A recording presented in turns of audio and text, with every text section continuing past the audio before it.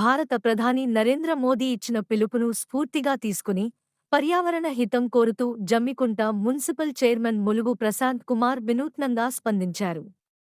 పట్టణ పరిధిలోని 15వ వార్డులో జరుగుతున్న శానిటేషన్, పారిశుధ్య పనులను ఆయన స్వయంగా సైకిల్పై వెళ్లి పర్యవేక్షించారు.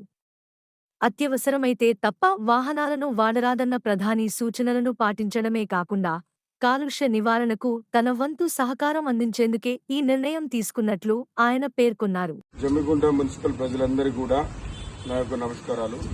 దేశ ప్రధాని నరేంద్ర మోడీ గారు ఇచ్చినటువంటి పిలుపు మేరకి దేశంలో ఏర్పడుతున్నటువంటి సంక్షోభానికి ఈరోజు డీజిల్ కొరతలు కానీ, పెట్రోల్ కొరతలు కానీ, దాంతోపాటు మన ఆరోగ్యం పట్ల కూడా శ్రద్ధ చూపించుకోవచ్చు.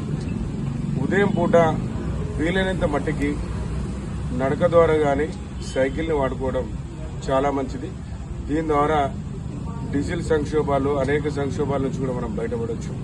దయచేసి జమ్మికుంటలో ఉన్నటువంటి యువకులు, పెద్దవాళ్ళందరూ కూడా వీలైనంత మట్టికి ఉదయం కూరగాయల మార్కెట్ కానీ, ఇంకా చిన్న చిన్న పనులకి సైకిల్ మీద కాలినడకల వెళ్ళవలసిందిగా కోరుకుంటూ, అలాగే దేశ ప్రధాని ఇస్తున్నటువంటి పిలుపు బంగారం కొనుగోలు చేయొద్దని, దానికి 100% కూడా ఆ బంగారం కొనుగోలు చేసే బదులు అంత డబ్బుని బంగారం మీద పెట్టి మనం ఇబ్బంది పడే బదులు మన దగ్గరలో ఉన్నటువంటి 1 గుంట జాగనో 2 గుంటల జాగనో కొనుక్కుంటే ఆడపిల్లల పెళ్లికి కొంత అవసరమైనంత మేరకు బంగారం కొనుక్కొని మిగతాది జాగ రూపంలో కొనుక్కుంటే వాళ్ళకు కూడా భవిష్యత్తులో ఉపయోగపడుతుంది. కనుక అందరూ కూడా డీజిల్ ఆదా చేయడానికి కానీ, పర్యావరణాన్ని కాపాడడానికి కానీ ఉదయం పూట సుమారు 10 గంటల వరకు అందరూ కూడా కాలినడక సైకిల్ని వాడుకోవాల్సిందిగా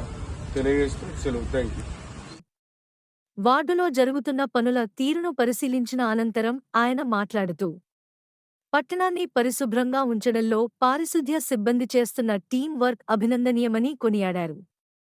ప్రజల ఆరోగ్యాన్ని దృష్టిలో ఉంచుకుని పారిశుధ్య పనులలో ఎక్కడా అలసత్వం వహించకూడదని అధికారులకు సూచించారు.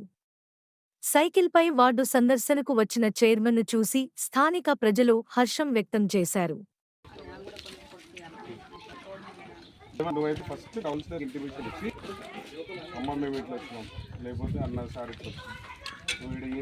మీ రిఫరెన్స్ ఎక్కడ అంటే ప్రాబ్లమ్ కౌన్సిలర్ అమ్మకే చెప్తారు కనుక ఆమెకే ఐడియా ఉంటుంది కనుక మనకు ఆమెనే వదిలేసేసుకోవాలి. జమ్మికుంట మున్సిపల్ పరిధిలో మన నూతనంగా ఏర్పడిన కౌన్సిల్ తర్వాత మొదటి 2 సమావేశాలలో కూడా ఎక్కువ మంది కౌన్సిలర్లు అందరూ కూడా శానిటేషన్ మీదనే ఎక్కువసేపు మాట్లాడడం జరిగింది.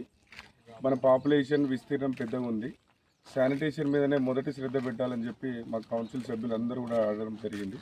దాని ద్వారా మేము ప్రతి వారంలో ఒక వార్డుని ఒకరోజు గ్యాంగ్ వర్క్ చేస్తే, మళ్ళీ 2nd వీక్ వదిలేస్తే మళ్ళీ 3rd వీక్ మళ్ళీ గ్యాంగ్ వర్క్, మళ్ళీ 4th వీక్ మళ్ళీ యథావిధిగా అనే ఒక కొత్త ప్రాసెస్ పెట్టి ఫస్ట్ ఒక ప్రయత్నంగా చేస్తున్నాము. దానికి స్థానికంగా ఉన్నటువంటి కౌన్సిలర్లు కూడా కొంత పాత దానికి ఇప్పుడున్న విధానానికి కొంత మార్పు వచ్చిందని చెప్పడం జరిగింది. ఈరోజు దాన్ని పర్యవేక్షించడానికి నేను మరియు మున్సిపల్ కమిషనర్ గారు, మరి స్థానిక కౌన్సిలర్లు, శానిటేషన్ ఇన్స్పెక్టర్ ఏఈ గారు అందరం కూడా రావడం జరిగింది.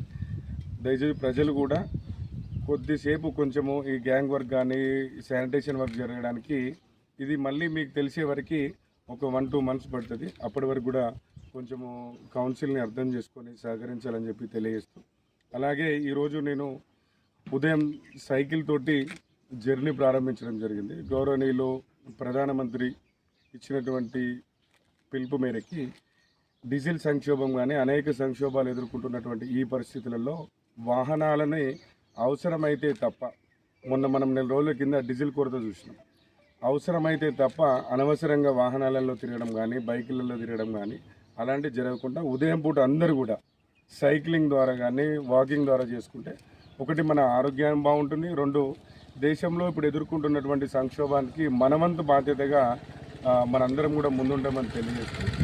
అలాగే ఈరోజు గోల్డ్ కొనొద్దు అని చెప్పి కూడా వారు పిలిపించడం జరిగింది.